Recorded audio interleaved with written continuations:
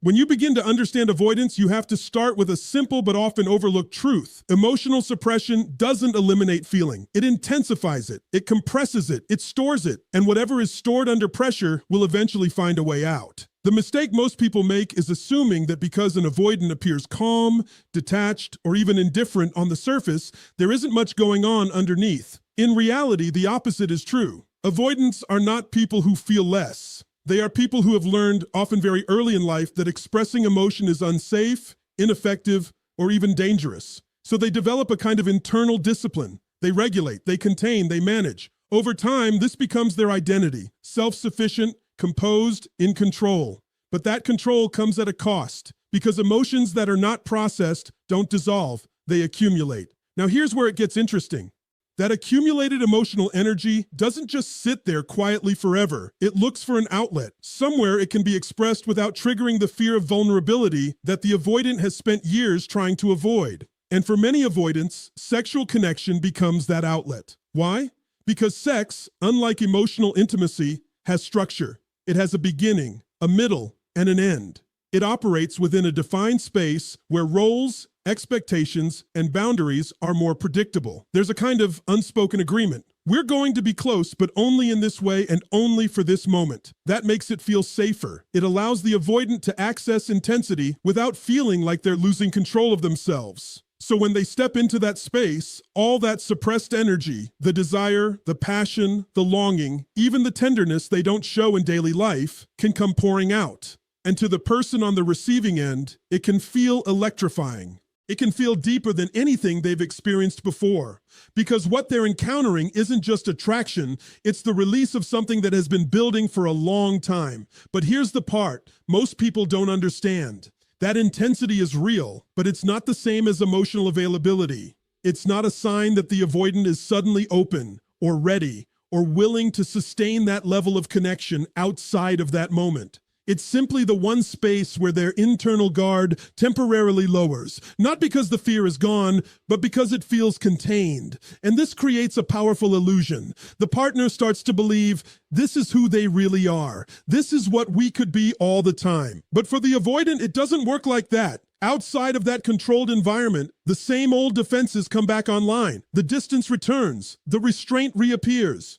And now the contrast between those two states, the intensity and the withdrawal, becomes even more pronounced. This is why people often say avoidants are sexually intense. What they're really witnessing is the overflow of suppressed emotional energy finding its way through the only channel that feels safe enough to express it. It's not that the avoidant is trying to mislead anyone. It's that they've unconsciously learned to separate where they feel from where they reveal. And if you don't understand that distinction, you'll keep misreading the signal. You'll take intensity as invitation, passion as promise, and moments as meaning something they were never designed to sustain. Because at the end of the day, intensity without integration doesn't create connection. It creates confusion. Now, building on that, you start to see why sex for an avoidant becomes more than just physical. It becomes strategic, not in a manipulative sense, but in a deeply psychological one. It is one of the few spaces where they can engage in closeness without triggering the same level of internal threat that emotional intimacy does. And that distinction changes everything. Because for most people, vulnerability is primarily emotional. It's about being seen, being known, being exposed in your fears, your needs, your insecurities. That kind of openness carries uncertainty. It invites judgment, rejection, and for someone with an avoidant pattern, the terrifying possibility of losing autonomy. So they instinctively guard against it. They keep conversations surface level. They deflect. They withdraw when things get too real. But sex operates differently. It offers a version of vulnerability that is embodied rather than verbal, immediate rather than prolonged. You're present, you're engaged, but you're not necessarily explaining yourself. You're not unpacking your history or revealing your inner world in a way that feels permanent or binding. It's contained. It's time limited, and most importantly, it can be entered and exited on their terms. That sense of control is critical because control, for an avoidant, equals safety. So what happens is this: they allow themselves to be fully present in that moment, sometimes even more present than people who are emotionally expressive in other areas of life. Their focus sharpens, their energy concentrates, and to the other person, it can feel like an extraordinary level of connection, like this person is completely here with me. And in that moment, they are. But presence is not the same as openness. This is where the confusion begins, because the partner interprets that presence as a sign of emotional closeness. They think if they can be this connected here, then surely they can be this connected everywhere. But for the avoidant, the rules are different. The connection exists within a boundary. It's almost like a compartment. Intimacy is allowed here, but it doesn't automatically extend beyond it. And when the moment ends, so does the access. Now the avoidant returns to their default state, regulated, self-contained, emotionally guarded. Not because the connection wasn't meaningful, but because sustaining that level of openness outside of a controlled environment feels overwhelming. It threatens their sense of independence, their internal balance. So they pull back, often without fully understanding why themselves. And this creates a psychological whiplash for the partner. One moment, they're experiencing intensity, closeness, even what feels like emotional fusion. The next, they're met with distance, silence, or ambiguity. Naturally, they try to bridge that gap. They ask for clarity, for consistency, for more. But the more they push for emotional continuity, the more the avoidant feels that familiar pressure, and the more they retreat. So you end up with this paradox. The very space where the avoidant seems most open is actually the space that allows them to remain emotionally protected. It's vulnerability, but on a leash. It's closeness, but with an exit strategy built in. And unless you understand that dynamic, you'll keep trying to translate physical intensity into emotional commitment. You'll assume that what happens in those moments reflects a broader readiness for connection, when in reality, it may be the only place that level of connection feels tolerable to them. That doesn't make it fake. It makes it specific. And once you see that, you stop chasing consistency where there was never meant to be continuity, and you start recognizing the difference between someone who can access connection and someone who can sustain it. And once you understand that distinction, the next layer becomes impossible to ignore. The rhythm of connection itself. Because with avoidance, it's rarely stable or linear. It's cyclical. There's a pattern, a kind of emotional tide that moves in and out, and if you're not aware of it, you'll experience it as unpredictability. But underneath that unpredictability is a very consistent mechanism, the push-pull dynamic. At a distance, the avoidant feels safe. There's space, autonomy, no pressure to perform emotionally, and in that space, something interesting happens. Their natural desire begins to reemerge. They start to feel curiosity again, attraction again, even longing. Because desire, for them, often requires absence. It needs room to breathe, so they move closer. And when they do, it can feel sudden, even intense. They initiate contact, they engage more deeply, and often, that energy expresses itself most powerfully in physical connection. The chemistry feels heightened, the attraction amplified. But what you're really witnessing is the release of tension that was built during the period of distance. It's not random, it's reactive. Now here's the critical part. As that closeness increases, so does their internal discomfort. Because while one part of them is drawn in, another part is scanning for threat. The threat of dependency, of expectation, of losing control over their own emotional state. And the closer they get, the louder that internal alarm becomes. So they pull away. Not always dramatically. Sometimes it's subtle. Slower responses, less engagement, a shift in tone. Other times, it's abrupt. But the effect is the same. Distance is reestablished. And in that distance, they regulate again. They return to themselves. The pressure subsides. But now something else begins to build on both sides. For the avoidant, the space restores their sense of safety, and with it, their desire slowly returns. For the partner, the sudden withdrawal creates confusion, even anxiety. They start questioning what changed, what they did, what it all meant. And in that emotional gap, the connection takes on more weight. The absence amplifies the memory of intensity. So when the avoidant comes back, and they often do, the reconnection feels even stronger than before. There's relief, there's excitement, there's a sense of we're back. And once again, that energy often channels into sexual intensity because it's the quickest way to collapse the distance without having to process the emotional gap that created it. This is why the dynamic can feel addictive. You're not just responding to the person, you're responding to the cycle. The contrast between absence and presence, distance and closeness, creates emotional spikes that the brain begins to associate with passion. But it's not stability, it's oscillation. And most people aren't prepared for that because what they're looking for is continuity, a steady deepening of connection where intimacy builds over time. But with an avoidant operating in this pattern, intimacy doesn't build in a straight line. It surges, retreats, and resurfaces. And unless both people are aware of what's happening, it creates a loop where one chases clarity while the other seeks space.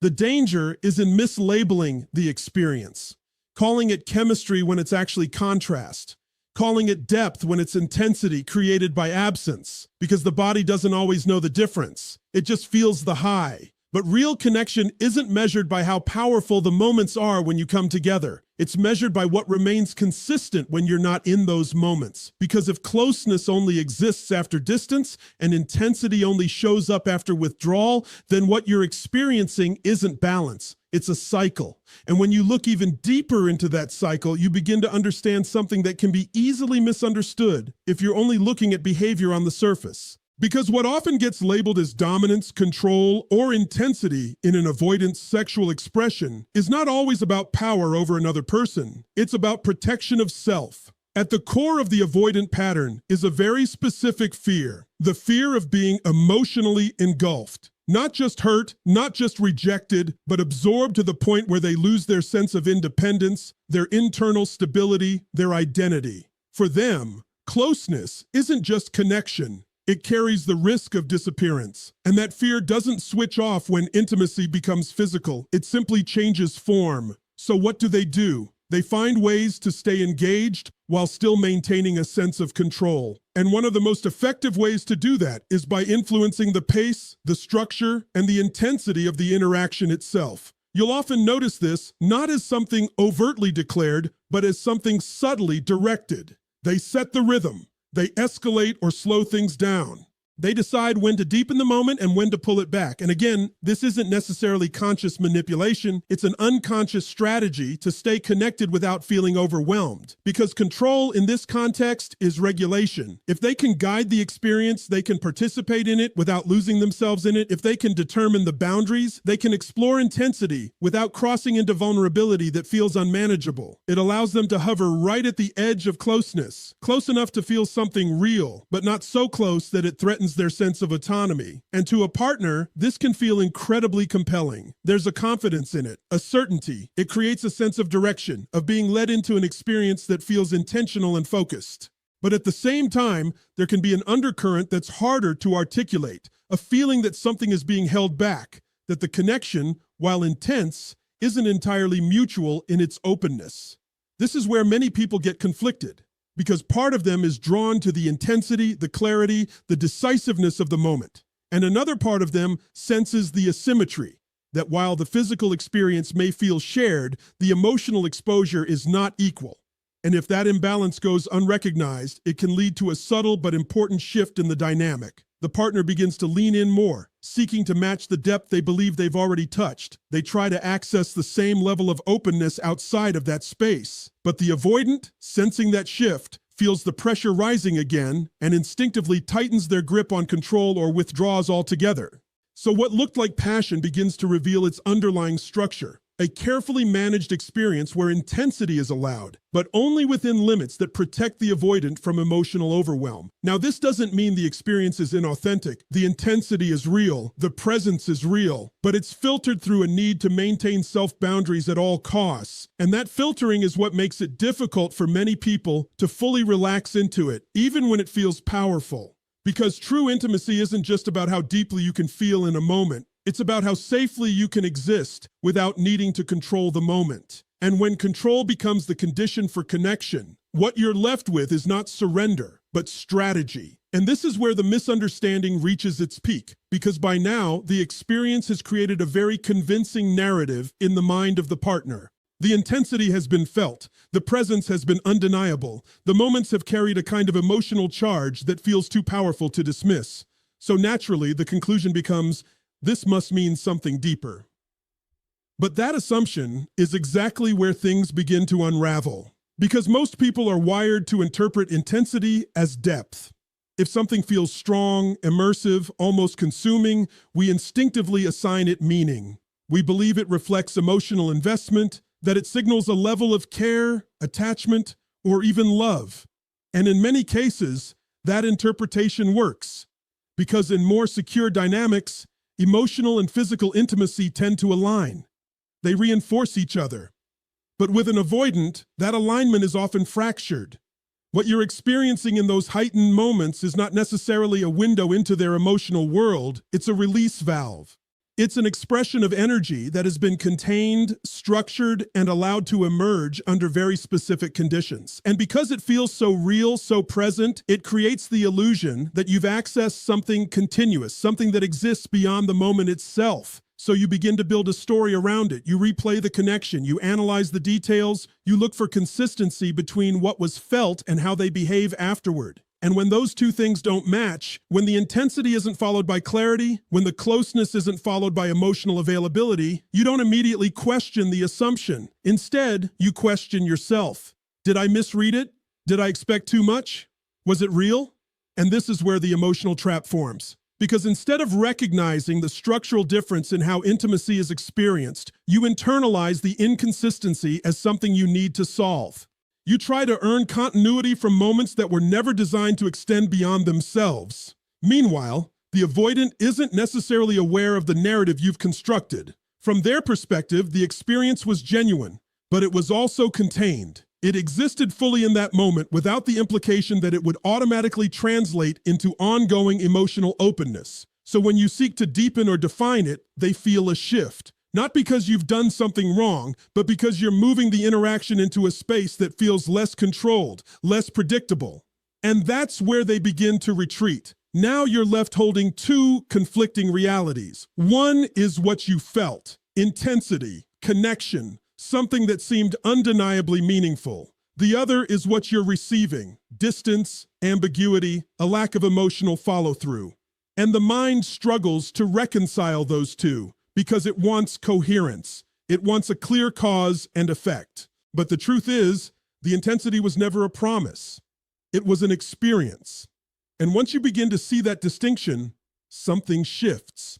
You stop using those moments as evidence of what the relationship is becoming, and you start seeing them for what they actually are. Isolated expressions that don't necessarily reflect a broader emotional trajectory. This doesn't mean they're empty, it means they're specific. And the more you confuse specificity with continuity, the more you'll find yourself trying to stretch a moment into a meaning it was never built to carry. Because at the end of the day, intensity can feel like truth, but without consistency, it's just a moment that hasn't learned how to last. And when you take all of this together, the suppression, the controlled vulnerability, the push-pull rhythm, the need for control, and the misinterpretation of intensity, you begin to see why most people struggle to handle this dynamic. It's not because they're weak, and it's not because the avoidant is intentionally difficult. It's because the entire structure of the connection operates on a different logic than what most people are prepared for. Most individuals enter relationships with an expectation of progression.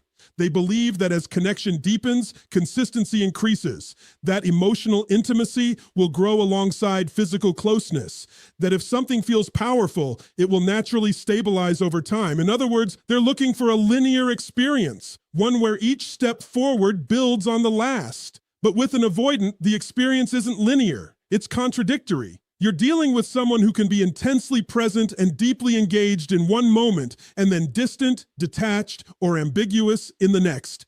And not because their feelings are false, but because their capacity to sustain those feelings in an open, unguarded way is limited. So what you get is a series of peaks without a stable baseline. And that's where the emotional strain begins. Because to stay grounded in that kind of dynamic, you have to hold two opposing truths at the same time. You have to accept that the intensity is real but not predictive, that the connection exists but isn't consistently accessible, that what you feel in those moments doesn't necessarily define what the relationship is outside of them.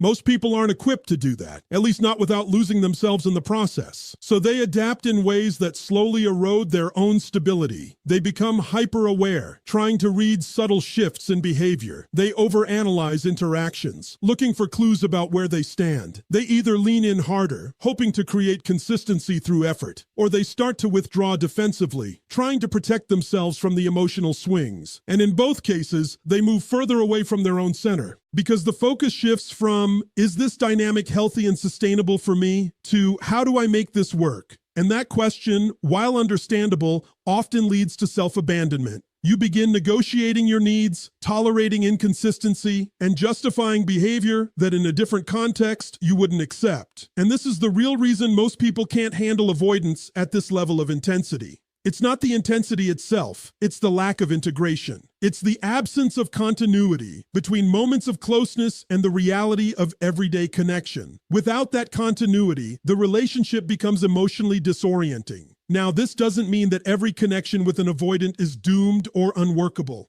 but it does mean that without awareness, on both sides, there's a high risk of imbalance, because one person ends up adapting to the cycle while the other remains protected by it. And over time, that imbalance becomes unsustainable. So the question isn't whether you can handle the intensity. Many people can. The real question is whether you can remain anchored in yourself while experiencing it, whether you can appreciate what's real in the moment without assigning it a meaning it can't consistently uphold, whether you can recognize the difference between connection that excites you and connection that supports you, because those are not always the same thing. And if you don't make that distinction, you'll keep chasing moments that feel powerful while slowly losing the stability that actually makes connection last. Because in the end, it's not the intensity you can't handle. It's the inconsistency you were never meant to normalize. And when you step back and look at the entire picture, something becomes very clear. Avoidants are not confusing because they lack depth. They're confusing because their depth is fragmented.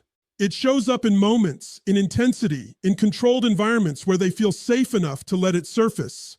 But what most people are searching for isn't just depth in moments. They're searching for continuity across time.